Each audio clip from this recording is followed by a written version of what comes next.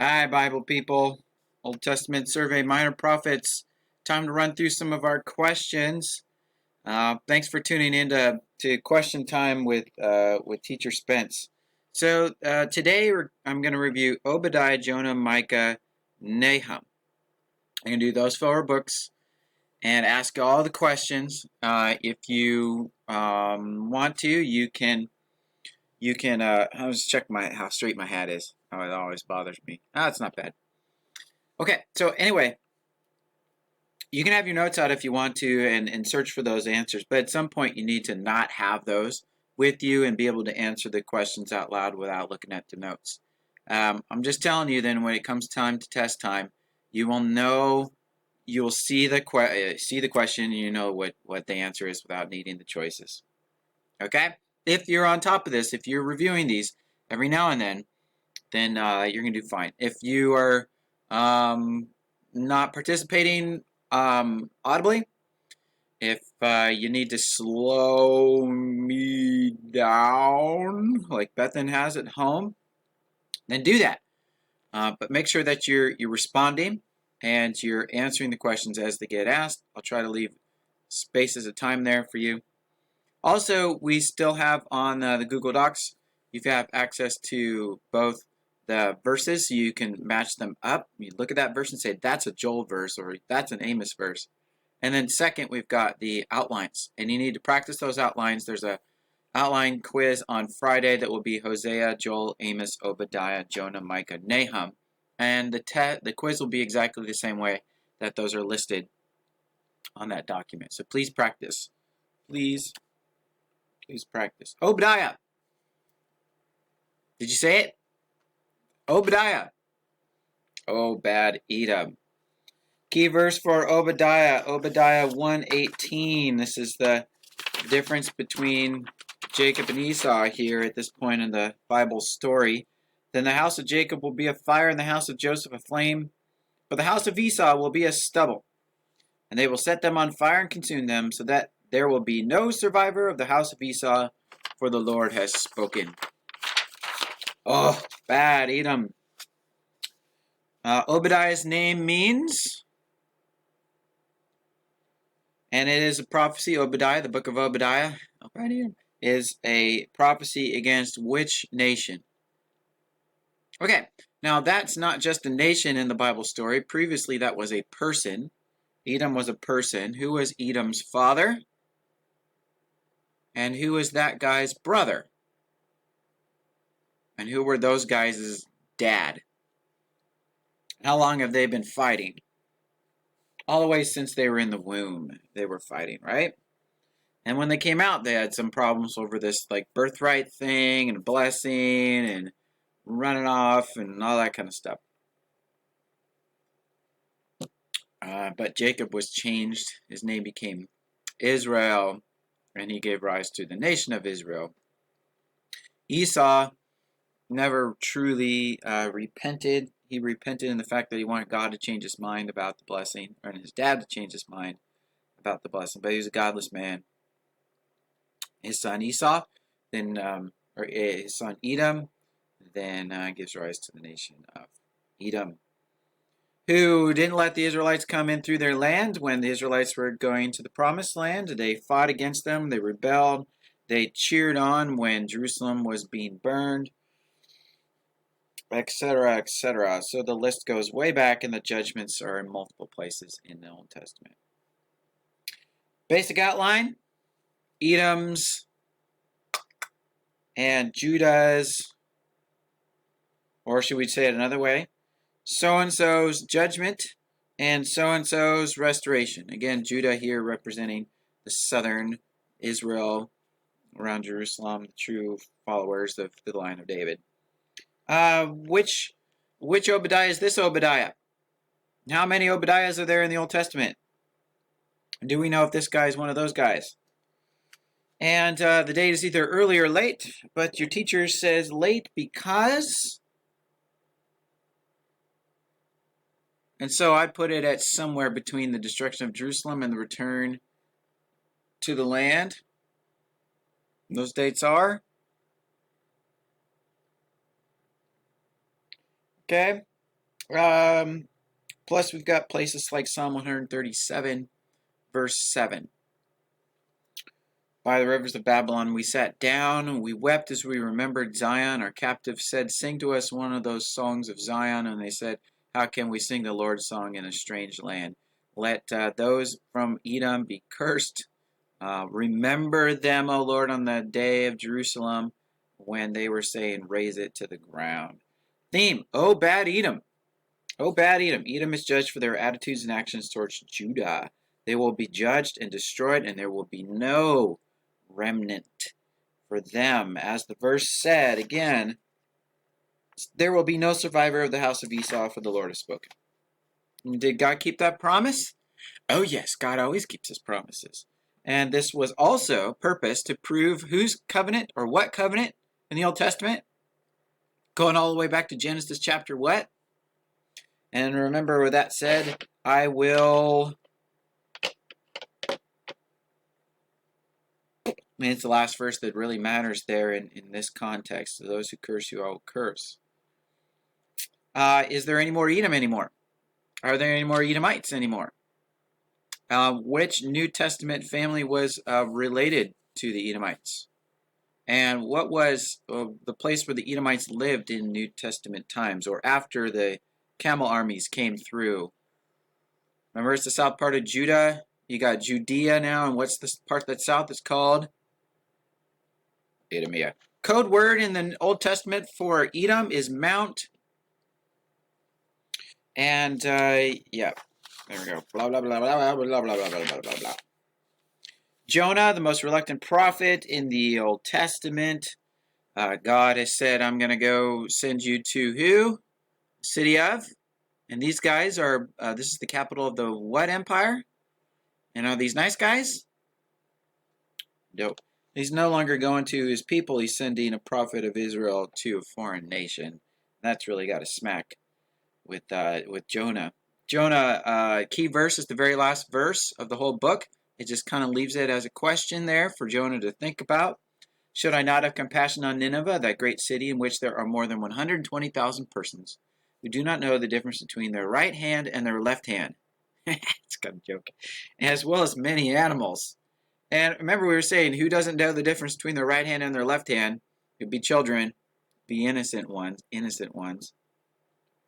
And animals, they haven't done anything either. And they would be destroyed with the city too, if God does not relent, which he did. And the point here is that Jonah's like, no, God, you shouldn't. Though God is compassionate, right? Merciful, full of compassion. And that's who he is. And Jonah knew that going into this, and he should have expected that to be the case. And I think he did know. He's like, but I know what you're like. I know you're going to be nice to these people. I didn't want you to be. Even though God had been merciful to him on multiple occasions in this story.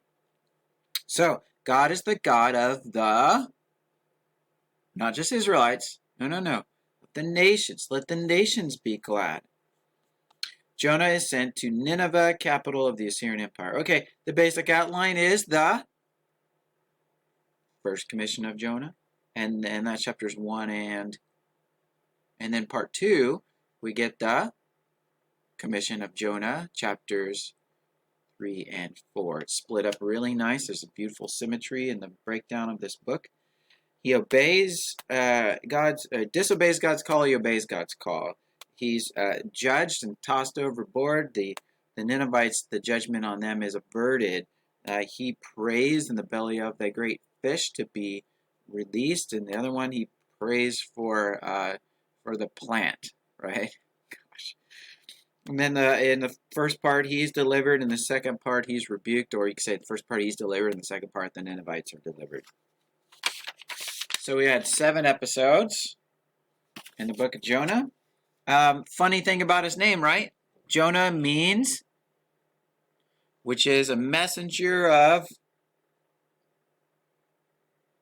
but his message is 40 days, and Nineveh is overturned. Oh yeah. Now is Jonah a real person, or he's just a myth? No, he's real.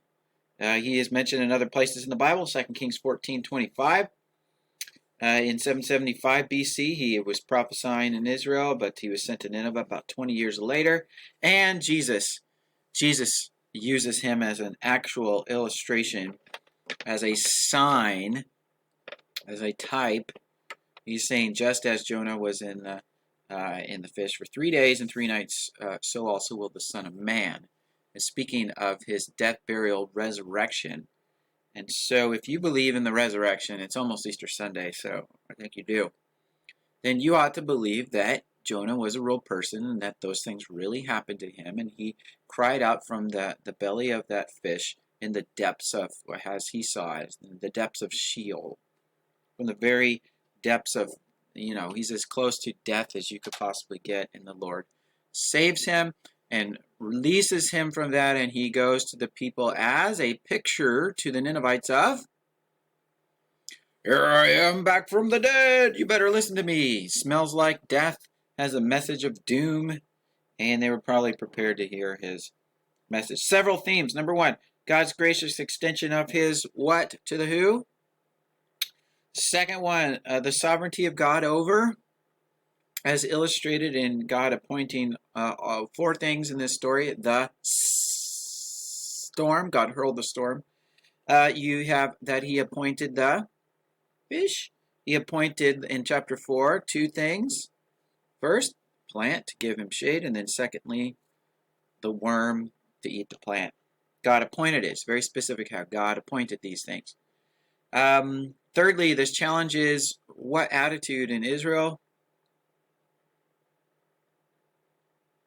And number 4, we mentioned that Jonah serves as a picture or a type in what way, to whom?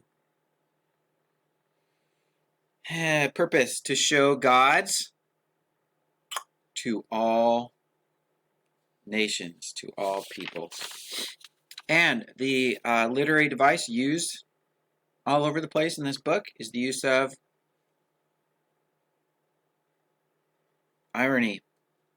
The very reluctant missionary, I won't go, I will go, I'm here, I shouldn't have come. Okay, the book of Micah.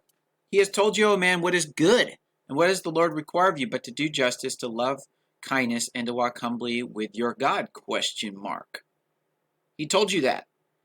Here is the sum total of this. This is the high point of theology in the Old Testament. Here's what it is all about, folks. If you give yourself not just to law-keeping, but to love what God loves, what is good? What is good? Not just what's right, but what is good? Is good to do justice. Not to love justice or to be concerned about justice, but to do justice, to make right decisions about things, to give people justice, to stop oppressing people, to make sure that if you're a judge, that you're doing things even-handedly. Justice is blind. Love kindness. That's an emotive word there. That's an affection word. I love kindness. I love being kind. I love doing kind. I see that kindness is good, and that's part of who God is. He is kind. Not a part of who God is who God is. And to walk humbly and say, like, I'm under God. He sees everything that I do. I'm just a servant. The only things that I do are what please him, and that's what I want to do. So there's no reward really for me except that I get God. He says that's what it's all about. And we have here a lot of what kind of language in this book? Micah's name means who is like? Who are his contemporaries at this time? There's 2 of them, and he speaks out about the abusive treatment of the... Now, how's that all happening? Some people are using what? In order to oppress the poor, or they're using their political power for personal gain. So a lot of shepherding language to both north and south. Basic outline. The prediction of, and the plea for. Let's do that again. The prediction of. Part 2, the prediction of. Part 3, the plea for. Let's change our ways. Author Micah of Moresheth in the days of Jotham, Ahaz, and Hezekiah, mentioned in other parts of the Bible. So he's a real person too. Date of writing, most of it written prior to the fall of coronavirus. Not the fall of coronavirus. That'll happen, for sure. Samaria, 722. Though also during the reign of Hezekiah, which is later. Date of completion, approximately. Doesn't matter too much. That's a spicy meatball. Theme. Make society. He's told you a man was good. And what does the Lord require of you but to do? Okay. Make society just. Does God care about justice? Yes. Does God want us to have good laws that promote good things? Does God want us to have laws that discourage bad things? Does God want the poor and the needy to be protected? Yes. Does he want them to be treated well by the rich and the powerful? Does he want them to be taken care of by them?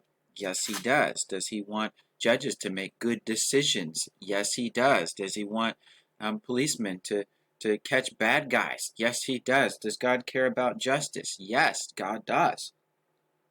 And in the book, the rich press the poor, and the rulers are not applying justice. The shepherds of Israel are failing, and so that's going to be taken away from them, and there's going to be a new one that comes that will shepherd his people Israel. He is the good shepherd of the sheep. The sheep listen to his voice. He knows them. They know him. He protects them. They're in the sheepfold. He will shepherd his flock. Messiah will judge rightly. He will be a good shepherd. The Lord is my shepherd. I shall not want. Purpose of this book is to voice God's displeasure with social injustice. Not social justice, but social injustice. It's a critique of Israel's leaders. And some highlights. Who's going to reign over the whole world? And how's that going to be? Where is Messiah going to be born? Where's that prophesied? Chapter verse in Micah. And remember, as for me, I watch and hope for the Lord. Pray to God, my Savior. My God will hear me. Nahum. That's our next book. Nahum was about what city? Here we are again. We're talking about these people. But this is much later after Jonah. How many years after Jonah is the book of Nahum? And what kind of cups can you find Nahum 1:7 on? In and out. In and out. That's what a hamburger's all about. Nahum 1:7, the Lord is good, a stronghold in the day of trouble, and he knows those who take refuge in him. That's your verse for today. You should Marco Polo that to me or send me a little video or Google Hangout chat with me on that one. The Lord is good, a stronghold in the day of trouble, and the Lord knows those who take refuge in him. And you know who hasn't? Nineveh hasn't. So God's wrath is coming. God's wrath is coming. You see in the first chapter the unraveling of the universe, the undoing of creation. And God protects his people from his own wrath by taking it upon himself in Jesus Christ. So we didn't go into lots of depth about the details in the book. It's a short book. You can read it in one sitting, and I think I have you do that when you do your observations. So we know that this is much later after Jonah's visit to Nineveh.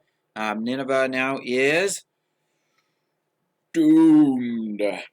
The destruction outline. The destruction of Nineveh is decreed, described, deserved. Decreed, described, deserved. The destruction of Nineveh is decreed, described, deserved. Chapters 1, 2, and 3. Nahum is from Elkosh, which might be the city of near the Sea of Galilee. Capernaum, maybe. It's possible. I kind of like that theory. And Nahum's name means comfort or consolation. Though I shouldn't do that. I don't want to confuse you because Habakkuk's name means hugger.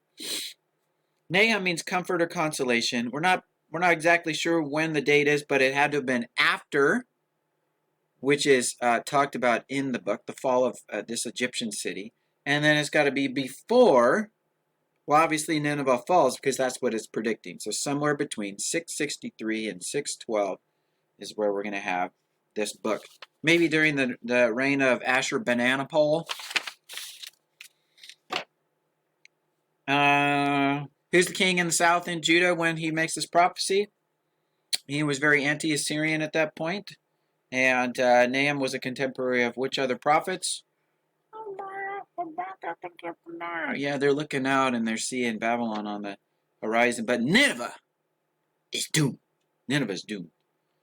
The repentance that occurred in Jonah's preaching was not carried. This is 150 years later. I mean, crying out loud, what was going on in our country 150 years ago? Civil War? Well, it was after the Civil War, but you know what I'm saying. Yeah, Reconstruction. That's what was happening. If we're like, hey, why aren't we still doing that? It's like, because it was 150 years ago. It's like 5 generations ago. So, was not maintained, and now God has reached the point where his patience has ended with these people. They have not turned to him. They've been violent and destructive and bad and naughty, and God said that's enough. The Lord will punish who? And he has to because he's just. And if he didn't punish the guilty, then he would be bad. Because he'd say, oh, that's okay. It doesn't really matter, though he's holy, and injustice is an offense to him, and wickedness is an offense to his character. And if he just says, oh, that's okay, doesn't do anything about it ever, then that's no good. We have an unjust God. We know that God says make society just. He will punish the guilty. That's it for that. Tomorrow we'll do Habakkuk ? And that will round out your stuff for the week. And then we'll take a break for Easter. You can let your brain rot, but I would suggest that you watch some of these review videos and just participate and answer those questions. Keep it fresh in your mind. The test will come eventually, and there'll be 12 books there, and you want to be able to go through those questions like butter, like hot knife through butter. That's what I'm saying. Okay, thanks for tuning in this morning. I'm looking forward to hearing some of you say your verses. And just encourage you to go back to both the verses and the outlines on the Google Docs and practice those. I know that you've got lots of stuff to do, and some of you are being really busy, and I appreciate that. And I definitely miss being here to like talk to people instead of looking at myself all the time. So thanks for you, those of you that pop in every now and then and say hi. Lay off the tater tots though. Go get some exercise. It's a beautiful day today.